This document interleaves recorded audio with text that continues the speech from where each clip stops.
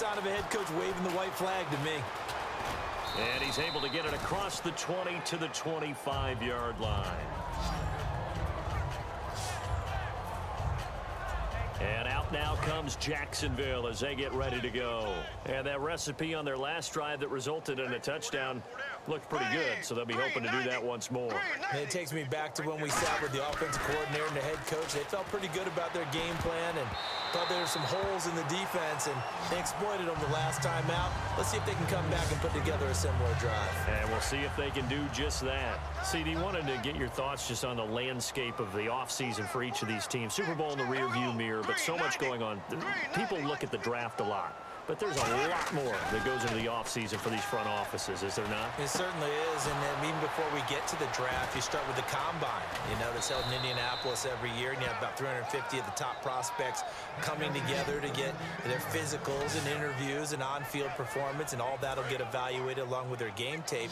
And then you've got the free agents, all right? That starts, I believe, in early March, where now the free agents can start moving around to different teams, so your team's starting to take a little bit of shape there. Free agency, because then the draft's coming up. You're trying to put your team together with new draft picks, have everyone start to move in one direction, and then you have the OTAs and mini camps. We get to see them on the field for the first time, and we start to get a better idea of how these teams are going to look when the fall begins.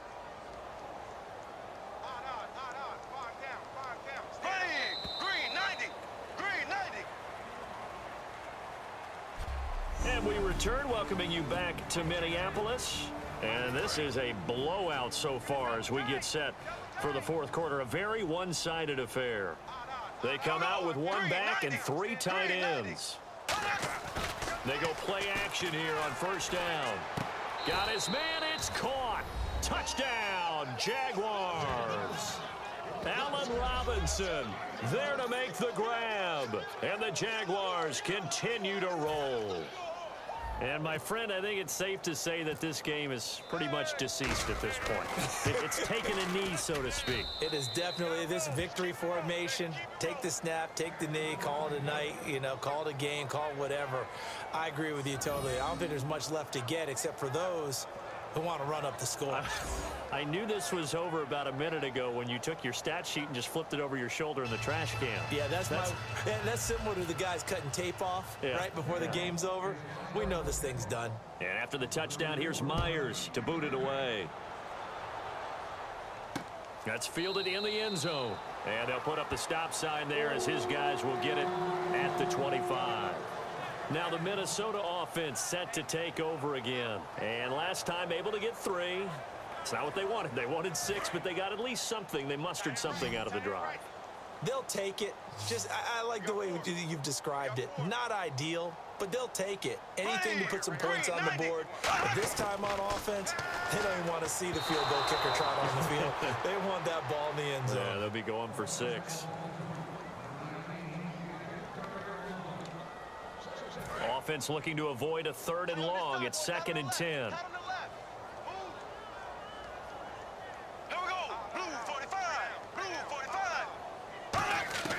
A second down throw for Bradford. Oh, he's got a man wide open, complete. And all the way down to the 35. It's a big one there for the Vikings. And even 40 yards. Coaches really don't care from what position they get this, but run after the catch ability, rack ability, is often the difference between winning and losing and changing field position. And he just gets rid of it, throws it away. A wise move there, looked like nobody open, now 2nd down. 2nd down following the incompletion. I hope I don't sound too rah-rah on that one, but that's the exact right throw. Either your receiver gets it or no one gets it. Give him a lot of credit. And he's going to go down. They get to him back at the 40. Dante Fowler in there to sack him for a loss of 6. And the offense now will try to regroup after the sack on 2nd down. Here we go now. Green 39. Green 3rd and long for Bradford. And he'll just toss it away. So he throws it away, and that brings up 4th down. They got pressure there and only rushing 3. And there's a defensive coordinator right now who is celebrating not just getting home with 3 there, but realizing if that's the type of pressure he can get in the entire game, then his pass defense is going to be excellent. You're dropping 8. Where are you going to go with the football? And now where will the side judge stop his walk? That's the question. He says it crossed out of bounds at about the 17-yard line. The Vikings defense getting ready to go. And maybe for them at this stage, it's sort of put up or shut up time. They need to stop trailing here. Oh, I'm with you totally on that one. They've got to go out there now and put an end to what's been going on in this ball game where they've just given up points, gotten pushed around. And got his man complete. Touchdown, Jaguars. Allen Hurns, 82 yards. And the Jaguars are pouring it on. And now we've hit that stage of the game, partner, where one of our predecessors, one of the great commentators of all time, he used to sing in this situation when this game appeared to be over. I know the fat lady's been singing for some time. No, not her at all. This is one of our guys. But she's singing, too. Oh, she's singing. She's at least... She's on, like, the 5th tune at this point. She left Scales way behind, but he used to sing something about turning out the lights. The party was over. And this one was over a while ago as they just add on to their big lead. Those are the ones the offensive coordinators dream about. One-play drives from that distance. What an effort. It results in the touchdown.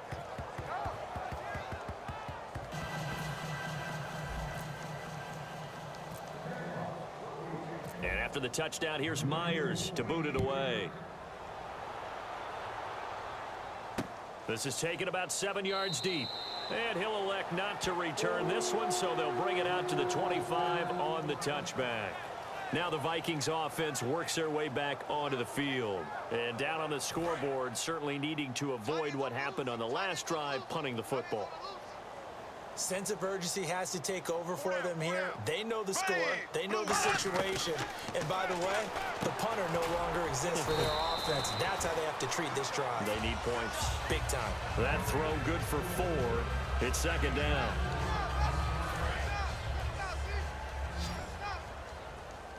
They come out 5 wide. 3 of them to the right side. Second down, Bradford. He's got time. And the pressure gets to Bradford, and down he goes. Yannick Ngakoue in there to bring him down for a loss of 7. Boy, he came in off the edge so quickly there. Look out, because that's exactly what it was being shouted by the offensive lineman to his quarterback, because he had no chance to block him. And incomplete. He had nowhere to throw, so he just tossed it away. But that brings up 4th.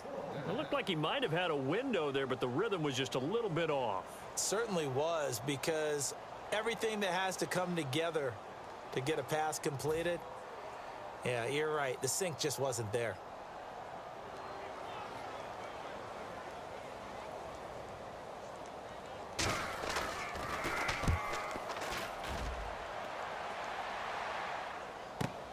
This is brought in at the 21.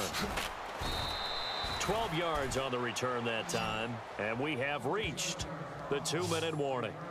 Here comes the Jaguars offense as they get set here. And last time the formula was pretty simple. 1-play drive, long pass. That maybe they just want to do that again, right? And that's exactly how you want to draw things up. Whether it's on your grease board, right, in your playbook, 1-play drive's exactly what you want on offense. What they have to be careful of is not having a letdown. It was real easy last time. They can't expect that going forward. Yeah, we'll see if it's that easy here. So it's Jaguar football here as we welcome you back. And let's see what they've come up with offensively after having time to talk it over.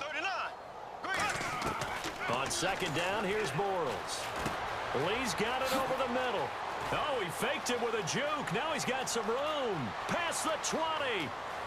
And they are going to score again. Yet another touchdown as they just add to their totals. Well, this game is definitely over, but we do know some people like to go ahead and continue to add to their score, don't we? Yeah, I don't know that they need to add any more right now, though. I'm just starting to think about those dinner plans tonight, my friend. Well, you and I will be thinking about dinner plans, but we also know their playing people are thinking, how can I get some more scores for my fantasy, for other things? They're trying to figure that part out now. By the way, last last weekend we went sushi because that's what you wanted. We're going steak tonight. I'm in. All right.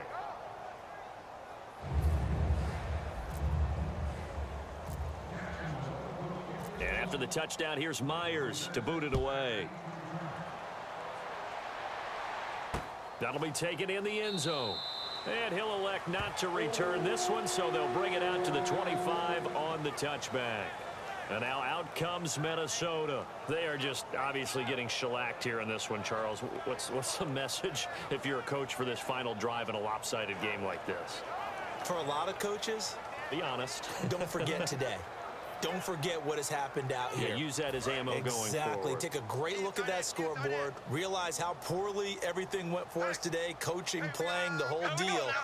And never forget it, because you're not going to want that feeling. No, you don't want that feeling again. And who knows? You may meet up with this team again. And he'll toss this one incomplete. Seeing no options, he throws it away. It's a tried and true formula, and I don't think it'll change for as long as we play football. If someone's trying to throw the ball and you can put pressure on them and make it tough, that's only going to help your defense. Yeah, he's since being hurried. He got rid of it before taking the hit, but incomplete. And he's just going to get rid of this thing. To no one here, he throws it away, and now it's third. Whether they deserve credit or not, the defense is going to take credit for that incompletion, because it always feels good when you slow down an offense. Here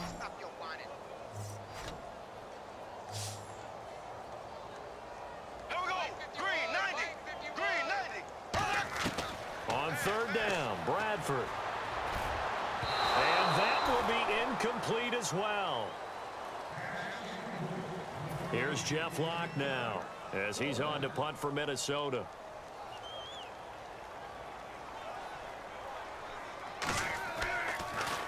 He's averaging just under 50 yards a punt as he gets this away. And we'll see what he can do on the return. Oh, what a move. A good return there. Call it 13 yards. And the offense will come back onto the field for the 1st and 10. And out now comes Jacksonville as they get ready to go. They have the big cushion. Here in the final stages of this one, I don't know if there's any better feeling than being up big on the road. There really can't be, because for a team to go on the road and win in the NFL, that's huge to begin with. But just think about all the preparation that went into it. When they first started talking about this game, leading up to it during the week, going on the road, unfamiliar city, obviously, unfamiliar hotel. No one's going to be with you once you get to the stadium. They're all going to be against you. You name it, all those things they had to deal with, they were able to conquer them and do it convincingly. Yeah, they did it very convincingly, and now the final moments of this one.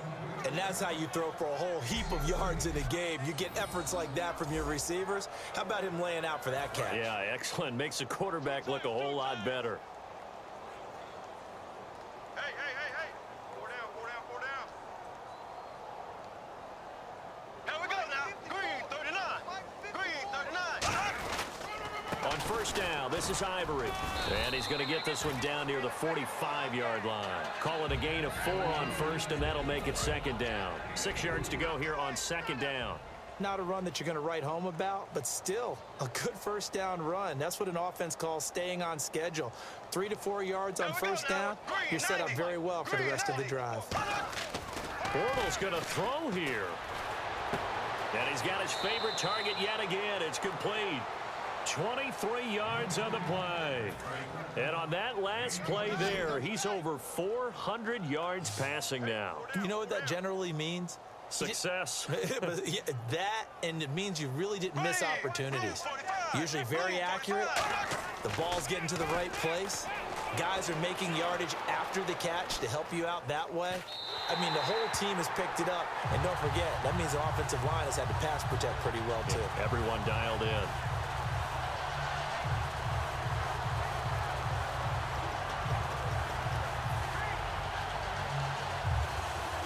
And barring something unforeseen, this will be the last play of the game.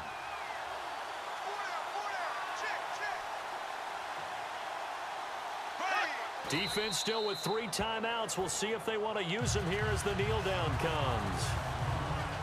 Well, Charles, it's one thing to win. It's another thing to win and put up the amount of points that they did.